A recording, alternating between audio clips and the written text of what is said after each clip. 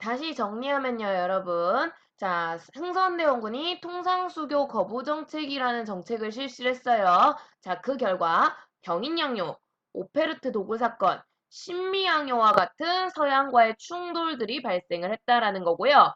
여기에서 큰 성과를 거뒀던 흥선대원군은 이 쇄국 정책을 지속하기 위한 상징으로 척화비를 건립합니다. 자, 그런데 우리가 지금 배우고 있는 과목은 역사잖아요. 자, 역사에서는 사건의 내용이나 뭐 원인, 결과도 중요하지만 역사라는 게 시간을 다루는 학문이니까 자, 이 사건들이 흘러가는 흐름, 시간 순서대로의 흐름도 중요하다라는 거야. 그런데 여기에 함정이 껴있으니 내용만 보면 순서가 병인양요, 오페르트 도굴 사건, 신미양요, 척화비 이렇게 보이지만 중간에 쌤이 좀 시간의 텀이 있는 사건이 있다고 했었죠. 우리 제너럴 셔먼 사건입니다. 요것 때문에 이 순서가 함정으로 굉장히 잘 나오게 되는데요, 여러분. 내가 괜히 여기에 연도 박은 거 아니에요. 나 원래 연도 외우는 거 싫어하는 거 알죠? 싫어하는데 좀 아시는 게 좋아요. 그래서 순서대로 이 사건들이 어떻게 발생을 했느냐 정리해 보니까 맨 처음에 병인박해라는 사건이 터져요. 그죠?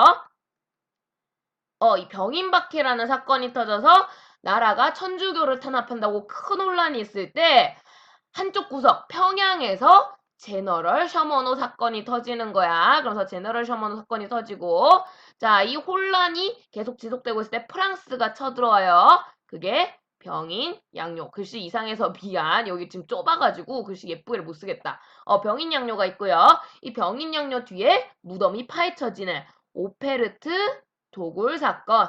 독일인 상인 오페르트가 사고를 치는 오페르트 도굴 사건이 생기고요. 그 다음에 이제서야 제너럴 셔먼호 사건의 영향으로 신미양요. 그래서 이 흐름을 보시면 제너럴 셔먼호 사건이 여기 안 붙어 있어요. 쭉 앞으로. 이거 중간에 낑겨 있는 거 요거 좀 주의하시면 좋고요. 마지막으로 척화비가 건립되면서 흥선대원군의 통상수교 거부 정책 결과 이러한 일들이 흐름대로 만들어지게 됩니다. 요거 한번 총정리해 보시라고 내가 일부러 이쁜 글씨로 색칠해가지고 넣어놨어요. 빈칸 잘 정리를 하시고요. 요런 흐름인데 자, 이 흥선대원군 외교정책, 요게 좀 말이 많습니다. 평가가 좀 크게 갈리게 되는데요. 끊임없이 외세가 자꾸 접근해오는 시기예요. 당시 세계적으로는 제국주의가 유행을 하고 있었기 때문에 쳐들어오는데, 솔직히 우리가 이제 앞에 세계사 할 때 배웠지만, 이때 접근하는 열강 세력이 진짜 좋은 의도로 정말, 우리랑 교류하자고, 통상하자고 접근하는 게 아니죠. 얘네가 이제 식민지를 노리고 접근하는데, 어떻게 보면 흥선대원군의 이 태국 정책이라는 정책은 열강의 이러한 침략적 의도를 정확히 파악했다라고 볼 수 있는 거지. 얘네가 우리를 정말 긍정적으로 여기고 오는 게 아니라 침략하기 위해 온 것이다. 라고 생각하고 실제로도 침략을 하잖아요. 근데 이런 외세의 침략을 잠깐이지만 솔직히 나중에 뚫려버리니까 결국에는 일시적이긴 하지만 성공적으로 당신은 방어를 했다라는 거야. 그러면서 무작정 외세에게 뚫려서 외세에게 침략당하면서 우리 문화나 전통 뭐 여러 가지 가치관들이 그대로 변질되는 게 아니라 나름의 우리 조선의 긍정적인 전통들을 수호하는데 기여를 했다라는 거고요. 영토나 여러 가지 제도적 측면에서도 우리 것을 지켜내는데 큰 역할을 했었죠. 그래서 흥선대원군의 쇄국 정책은 이런 방어적인 면모에서 침략을 막아냈어 긍정적인 이야기를 듣습니다. 하지만 이 정책의 아주 큰 한계는 시대를 못 읽었다는 거예요. 결국에는 외세가 끊임없이 접근하면서 우리 지금 느낌 알겠지만 무조건 안 만나는 게 답은 아니잖아. 이미 우리 문화를 보세요. 서양하고 교류할 만큼 교류한단 말이야. 결국에는 여기에서 우리가 선택해야 될 진짜 길은 문을 열되 어떻게 하면 저들의 침략을 방어하면서 좋은 것만 받아들일 수 있는가. 즉 우리도 이제 시대가 변할 때가 됐다라는 거야. 옛날 중세 그 낡은 옛날 전통이 아니라 세계가 그렇듯이 근대라는 시대로 발전해 나가는 근대화 과정을 밟아야 되는 이제 새로운 발전을 꿈꿔야 돼.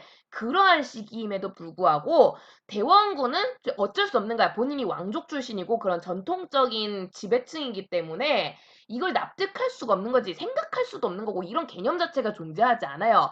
그러면서 무조건 문을 닫는 게 답이라고 그 사람은 생각을 했기 때문에 우리가 서양으로부터 어떻게 보면 좋게 받아들일 수도 있는 게 있단 말이야. 이런 시민의식이라든가 민주화라든가 그러한 근대적 요소를 받아들이는 게 늦어지는 결과를 가져오게 됩니다. 그래서 이미 중국이나 일본은 좋든 싫든 일찌감치 문을 열면서 안 좋은 것도 들어오지만 좋은 것도 같이 받아들였거든. 대표적으로 공장 같은 거, 막 기계 같은 거. 그런 건 우리도 가져오는 게 좋은데 못했다는 거야. 그러면서 조선 발전의 장애물이 되었다. 이때 이 발전이란 통틀어서 우리가 좀 어려운 말로 근대화라고 표현을 하거든. 그래서 이 근대화가 늦어지는 결과를 가져왔다. 굉장히 좀 부정적인 요소가 있다라는 거고요.